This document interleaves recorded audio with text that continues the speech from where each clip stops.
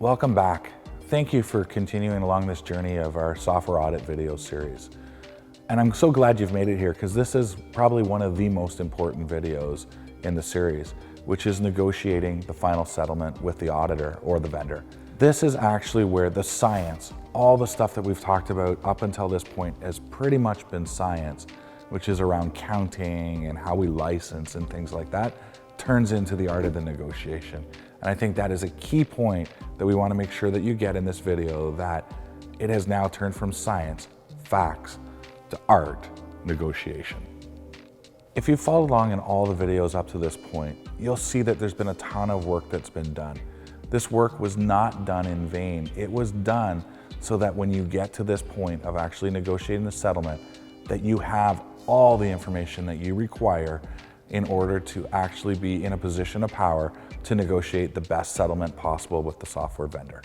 One of the things that I like to point out to customers when they get to this point is that a lot of the settlement, the dollars that they say are owed, may not be real. There's a lot of gray area that goes into a software audit. Now, if you've done your work up to this point, you've eliminated as much of that as possible, but you're left with usually something that looks like this. If I've got a $5 million findings, usually what ends up happening is 2 to 3 million of that is actual true up. That's stuff that I owe, that's growth, and we know that. And so again, if you followed in our earlier video, you've pulled that out as that's not audit findings, that is actual true up dollars. Now, the reason for that, as we discussed in a previous video, is you don't want that to be counted in your 5% or whatever the overage clause is in that specific vendor's contract, so that that doesn't go against you and in the findings to say that you're offside. What we want to have left are those gray areas, the areas where the auditor either couldn't make an assumption based on the license rules and you disagreed with the way that they were looking at them, or that there's incomplete data that assumptions have been made about or extrapolations have been done against that is incorrect and costing you money. That's where we want to spend our time negotiating with the vendor, is on these gray areas. And hopefully that's all that we have left. Don't forget, a lot of your contracts allow you to use software throughout the year and only report at the end of the year via a true up. So if you've grown throughout the year and an auditor comes in, say 8 months into your contract year, you're going to have licenses that are required for growth. Those aren't non-compliance, that's true ups. And so we need to get those out of the findings so that they're not used in the calculation of non-compliance. Now, remember, if you followed along with our process that we've outlined here, you sent a letter to the vendor along with the estimated license position with the reasons that you don't agree with some of the numbers that are in there. So what you want to do at this point is have the vendor come to you with an offer to actually settle those points that you disagree on. You want them to show you their hand. Now, remember, this is a negotiation. So that offer that they gave you may not be the best offer right away. And so this is where you're going to turn into the negotiations. Remember, typically when negotiations happen, if they're sizable for you or the vendor, these are done in the boardroom. What do I mean by that? They're done face to face.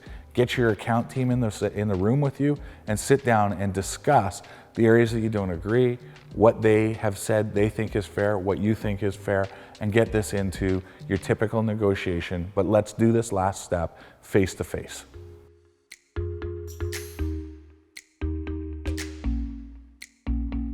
Why do I say face to face? And you may actually want more than just your software rep in the room, because there are multiple stakeholders at these software vendors that have different objectives and different measurements internally on how they get paid. So you'll want to understand what each of these people or how each of these people are motivated by. If you look at it from a software publisher's perspective, you might have an internal audit compliance team, you have a sales team, you might have solution specialists selling you different technology stacks, you may have licensing specialists, you're going to have sales managers and directors. All of those people have different compensation plans internally, and in successful negotiations, you negotiate to their comp plans. So the reason for getting all these people in the room, at least on the phone if you can't get them in the room, is so that you can understand who has the power. The person that has the power from your software vendor is going to be the person that everybody else seems to be deferring to. Again, why is this important? Because you want to understand that person's role and understand what truly motivates them. A sales rep maybe wants to retire quota. They're going to want to get the most dollars possible. A VP of sales, although they care about quota, sometimes maybe has a metrics around customer satisfaction. So they're going to want to make sure that coming out of this process, you're happy. A licensing person maybe has a role around ensuring compliance. So they're going to want to make sure that the compliance number is within a certain threshold. So you can see how, depending who has the power, you may need to change how you try to negotiate with them, depending on what that person's objectives are.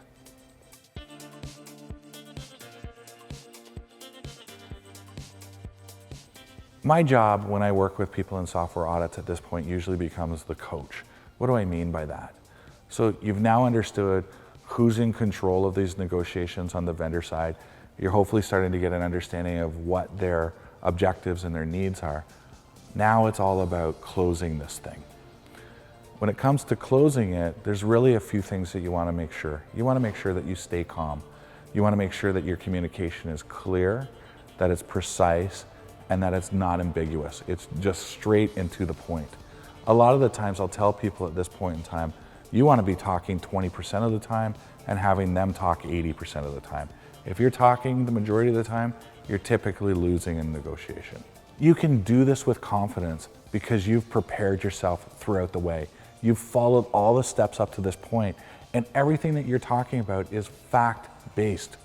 You've got the facts to back up the reasons that you're asking for things.